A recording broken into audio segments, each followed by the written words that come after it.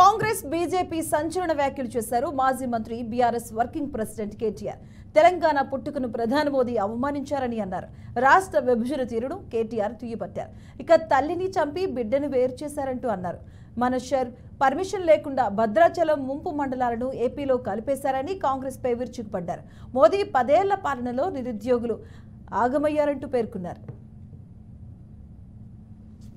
రైతుల ఆదాయం డబుల్ కాదు, రైతుల కష్టాలు మాత్రం డబల్ చేసినోడు నరేంద్ర మోడీ.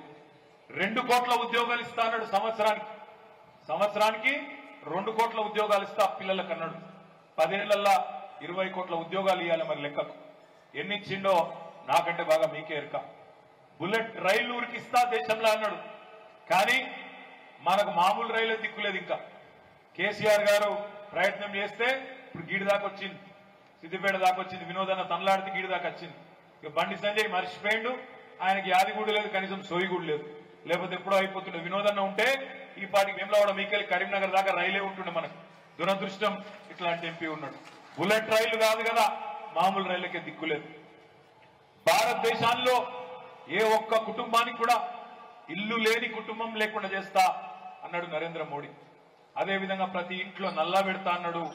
భారతదేశాన్ని $5 ట్రిలియన్ ఎకానమీ, పేద ఆర్థిక వ్యవస్థగా చేస్తా అని చెప్పిండు.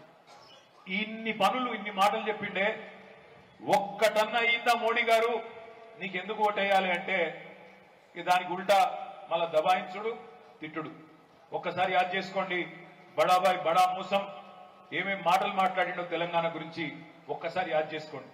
ఇదే మోడీ కదా తల్లిని చంపినరు, బిడ్డను వేరు చేసిండ్రు అన్న మాట ఒక్కసారి కాదు 10 సార్లు అన్నాడు. తెలంగాణ పుట్టుకనే అవమానించినోడు నరేంద్ర మోడీ.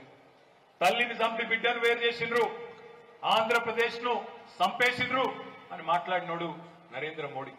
ఒకసారి కాదు 10 సార్లు మాట అన్నాడు. ఆ మాట భద్రాచలంలో మన 5 మండలాలను మనని అడగకుండా, కనీసం మన యొక్క ఆలోచన కూడా తెలుసుకోకుండా 5 మండలాలు తీసుకుపోయి ఆనాడు ఆంధ్రలో కలిపినోడు నరేంద్ర మోడీ. రైతుల ఆదాయం డబుల్ కాదు, రైతుల కష్టాలు మాత్రం